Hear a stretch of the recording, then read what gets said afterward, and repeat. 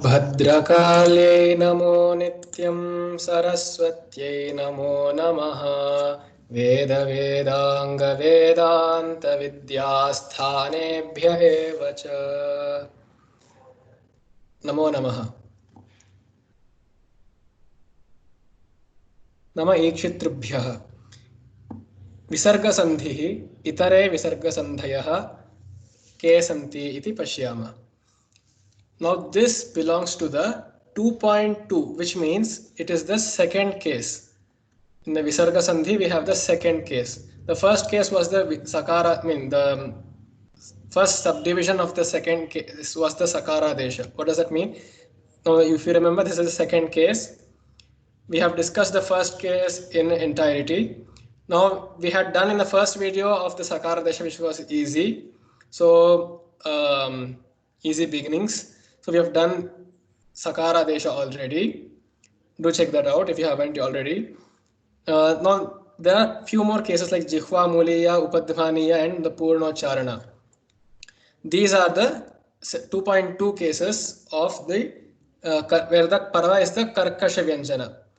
Karkasho Dvitiyaha Mriduswarah Prathamaha. Remember like that. Karkashaha Dvitiyaha. The second case is the Karkasha.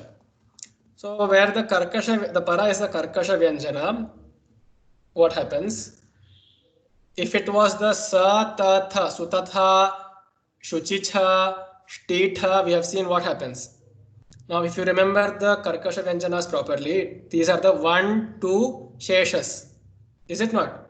1, 2 sheshas. The first and the second column and sheshas. Shashasa. We have already seen in the Sakara Desha what happens if there is sha, sha, sa, then cha, cha, ta, tha, ta, tha. So then what remains? Write it down in a table. If you write it down, you will see that the only remaining varnas are ka, kha, and then pa, pha. Right? Ka, kha, and then pa, pha. Now that brings us to this case where if it is ka or kha is the para, the visarga changes to the Jihva Muliyah. Jihva Muliyah. The Persian pronunciation in like also in Arabic you have khan. I don't know much of Urdu or Arabic, so you can just guess what that could be. When you cough, the sound that you make, this is the Jihva Muliyah. When the epiglottis is disturbed. That is the Jihva Mulya, and the representation in the Varna video was a little confusing is what a suggestion told me. So therefore I have changed the notation to this. Now this is what I would be following now onwards. This is the percentage symbol for the Jihva Mulya and the hash symbol for the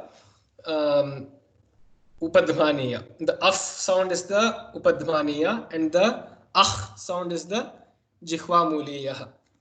Okay, so when the para akshara is ka or kha, now you know that ka, kha, pa, pha, cha, cha, all of these are the karkasha vyanjana. So we're discussing the 2.2 case, the second case in the visarga sandhis. So when the ka, kha is the para akshara, again to be remembered as the pure vyanjanas, then the visarga changes to the Jihva Muliyah. There is no symbol as such given in the Panini or the others in the other classical grammar texts. They have just used two Chandrabindus like thing, but and they use the same thing for both of them. But I would like to use the different symbols because they have different sounds. So I don't want to mess up with the phonetic nature of Samskrita by using the same symbol, which could have two or more pronunciations. So you use distinct symbols. So you have an example here, Subodhaha Yung Khanati. Subodhaha. Now, the second case, again, please remember, hit your head hard if you need to. Then you'll remember that the second case always is dependent only on the para akshara. It does not depend on the upadha. So regardless of what the upadha is, it is here it is u here, it doesn't matter. So if the visarga is followed by ka or kha, in this case it becomes Jihva Mulya, the Subodakh Khanati. Subodhah khanati. Ah. Subodhah khanati.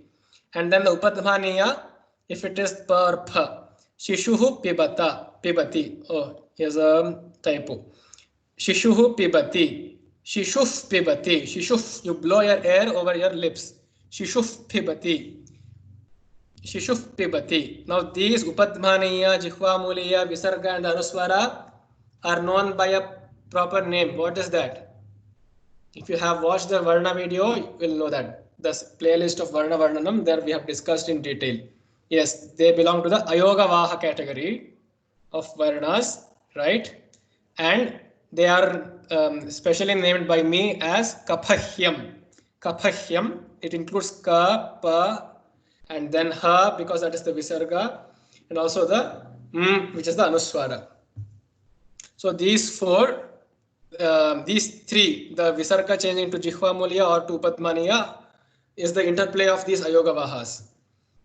Similarly, Shishuhu pibati, Shishuf pibati, you blow your air over your lips. Uff, that is called Upadhmaniya. Uff. Shishuf pibati.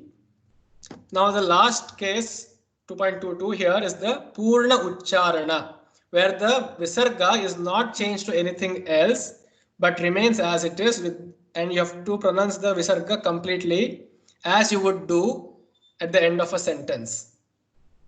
Right? When there is no sandhi happening, a Visarga will remain as it is. So you will say Ramaha, Balaha, Batihi, Buddhihi, Guruhu, Bhanuhu, Shambhuhu. You use that pronunciation of Visarga. Similarly, here in these three cases, these are the special cases where the para akshara starts with ksha. Now, usually akshara is only one varna. Here, actually, these are samyukta akshara varna. So these are the para akshara. Here is the samyukta akshara. So if the para begins with ksha, psa, tsa, okay, ksha, psa, tsa. If any of these three come as the para, then whatever be the upadha, because it is the second case, it doesn't concern the upadhas. So the visarga is retained. It is to be pronounced as it is, like Ramaha yung kshatriyaha. Even if you combine them, the visarga will remain. It becomes Ramaha kshatriyaha. Ramaha kshatriyaha. In some Vedic texts, they use a comma here to denote that the visarga is pronounced fully. Ramaha kshatriyaha. Udbhavaha kshobhano deva Shri Garbhah Parameshwaraha in the Vishnu Sahasranama also. Tejaha kshamadhriti shaucha madroho nati manita Bhagavad Gita. Rishayah kshena kalmashaha Rishayah, then mahadbhyah kshulakebhyascha vo namo namo rathibhyo in the Namaka also. So in these places you have the visarga is to be pronounced fully. Ramaha kshatriyaha. Then here the second example where you use psa, it begins with psa, and this is not because it is starting with ka or pa or ta here. No, it is because of the nature of the entire samyukta akshara itself, and these are very rare. Okay, ksha may be a little frequent than psa and tsa, and these are the only examples which I could find in texts that I've read. So adbhihi psatam, adbhi psatam. Don't do the jihva mulaya here. I mean upadhvaniya here. Don't say adbhi psatam. It's wrong. You say adbhi psatam, psatam. Yeah, that's the tongue twister, right? Adbhi psatam. And similarly with tsarum, guruhu tsarum, guruhu yung tsarum, guruhu tsarum. Okay, the visarga remains. It is not converted to sa in this case, nor to upadhvaniya in this case, nor to the jihva mulya here. Although the starting letter is here ka, here pa, and here ta. Don't do the sakara desha, etc. Just do the purna ucharana. They remain as it is. Okay. Now that ends the second case as well. So we are done with the first and the second cases. Please practice them well. And here are some examples. Balaha piban. See, don't confuse now or thinking that it begins with pa, so do the purna charana. No, only if the samyukta akshara is psa, only then a purna charana. And those words are very, very rare. So don't just have that jihva mulya upadmaniya thing in your mind. Balaha piban. So pa is there, so it becomes af upadmaniya balaf piban. Balaihi kiran. Ka is there. So change it to jihva mulya. Balaih kiran. Balaih kiran. Balaha khadishyati. Kha again. What is that? Karkasha Vyanjana, correct? In the amongst the Karkasha Vyanjana, it is the ka kha. So it is the jihva muliya. Balakh khadishyati. Shobhanabhihi kridika. Again ka jihva muliya. Shobhanabhihi kridika. Shobhanabhih kridika. Then manushiryaha pahi. Pa is there. So upadhvaniya. So it becomes manushiryaaf pahi. Yaf pahi. Saha kshatriyaha. Now in this case there's a conflict between the first rule that we have learned, which is when the saha and the eshaha comes, you have to delete the visarga completely if the para is not the hraswa akara. But here we are saying another rule in this anye. We are saying wherever ksha, psa, tsa comes, you retain the visarga. So should you delete it or retain it? What do you think? Let me know in the comments. I shall answer it in the comment section. Saha kshatriyaha. So you tell me, should it be saha kshatriyaha because it depends on ksha, or should it be sakshatriyaha without the visarga? Tell me that. Bhaskarayoho tsaruhu. Bhaskarayoho tsaruhu. It is tsa, the samyukta akshara tsa, which is a special samyukta akshara. So you have to retain the visarga. Bhaskarayoho tsaruhu. Bhaskarayoho tsaruhu. Maraha psatavan.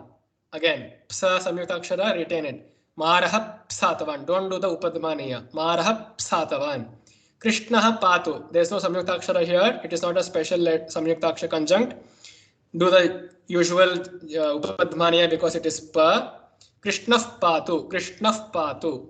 Bhiroho patu. Again, nothing special here. Bhirov patu. Manaha puti. Manah puti. Same as the upadmaniya. Next class will be looking at some exercises. You can solve them. I think since I've already explained it a lot, there won't be any necessity to explain them. But anyway, let me know in the comments if you want the Abhyasa answers to be given in a separate video. Dhanyavadaha.